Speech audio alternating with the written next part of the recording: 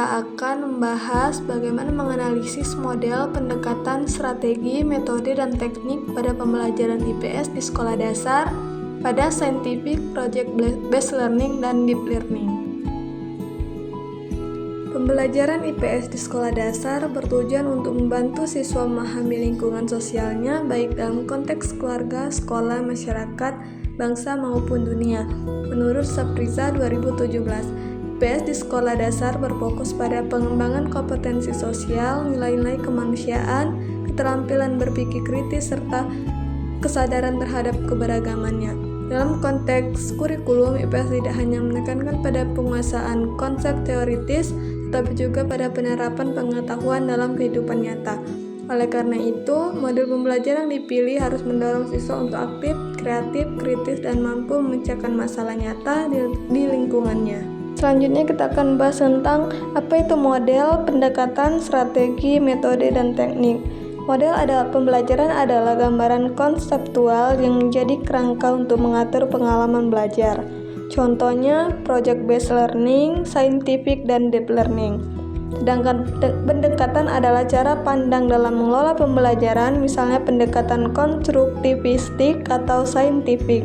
Sedangkan strategi adalah rencana tindakan guru agar tujuan pembelajaran tercapai seperti strategi pembelajaran kooperatif, inquiry, dan berbasis masalah.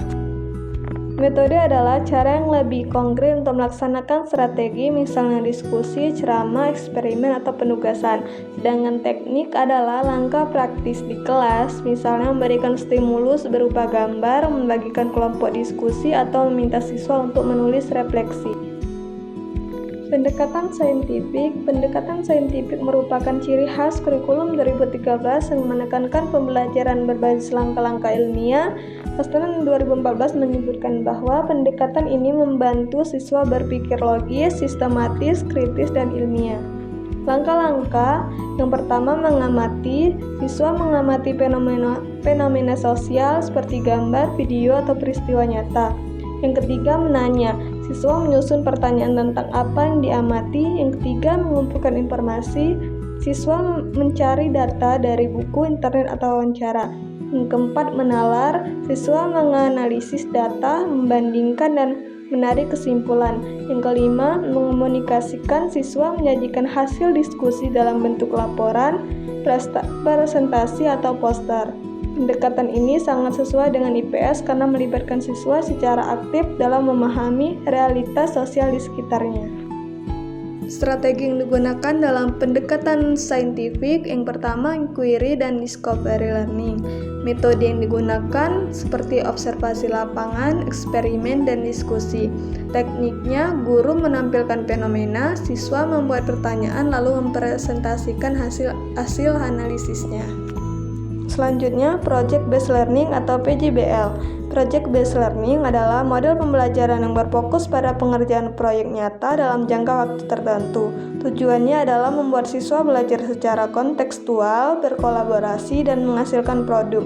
Dalam IPS, proyek ini bisa berupa membuat peta wilayah tempat tinggal, membuat kerajinan dari barang bekas untuk melatih kesadaran lingkungan.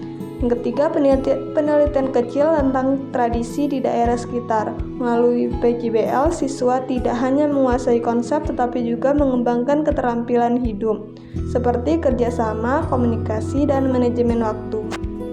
Strategi yang digunakan dalam project-based learning, yang pertama comparative learning dan problem solving. Metodenya, proyek lapangan dan laporan tertulis. Teknik, guru memberikan tema proyek, siswa bekerja kelompok, lalu produk dipresentasikan. Deep learning dalam IPS. Deep learning berbeda dengan pembelajaran dangkal atau surface learning yang hanya menekankan hafalan. Biggs dan Tang 2014 menjelaskan bahwa deep learning mengarahkan siswa untuk memahami makna, menghubungkan konsep, dan berpikir kritis. Dalam IPS, deep learning berarti siswa diajak tidak hanya menghafal fakta sejarah, tetapi memahami peristiwa sejarah. Tidak hanya tahu definisi urbanisasi, tetapi menganalisis dampak sosial, ekonomi, dan budaya dari urbanisasi. Tidak hanya tahu aturan sosial, tetapi memahami pentingnya norma dalam menjaga ketertiban masyarakat.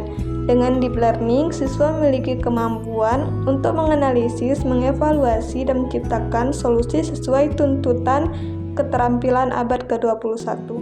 Strategi yang digunakan dalam deep learning pertama HOTS, yang kedua reflektif, yang ketiga studi kasus. Metodenya debat, analisis wacana, dan pemecahan masalah. Tekniknya, siswa diberikan kasus nyata, mencari data, lalu melakukan refleksi kritis. Dalam kurikulum Merdeka, tujuan pembelajaran diarahkan untuk mencetak profil pelajar Pancasila, beriman, bernalar kritis, kreatif, gotong royong, mandiri, dan berkebinekaan global. Pada saintifik, melatih nalar kritis dan kemampuan ilmiah.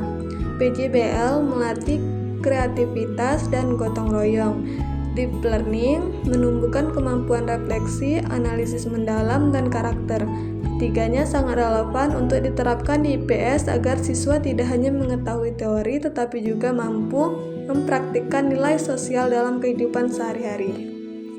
Kesimpulannya, analisis pembelajaran IPS di sekolah dasar menunjukkan bahwa pendekatan saintifik menekankan proses berpikir kritis, sistematis, dan ilmiah. Project-based learning mengembangkan keterampilan kolaborasi dan kreativitas melalui proyek nyata. Deep learning memastikan siswa memahami makna mendalam dari materi dan mampu berpikir kritis. Ketiga model ini saling melengkapi, relevan dengan kurikulum Merdeka, serta penting untuk membentuk siswa yang tidak hanya cerdas pengetahuan tetapi juga cerdas sosial dan emosional. Itu saja materi yang bisa saya sampaikan. Semoga bermanfaat. Saya akhiri. Wassalamualaikum warahmatullahi wabarakatuh.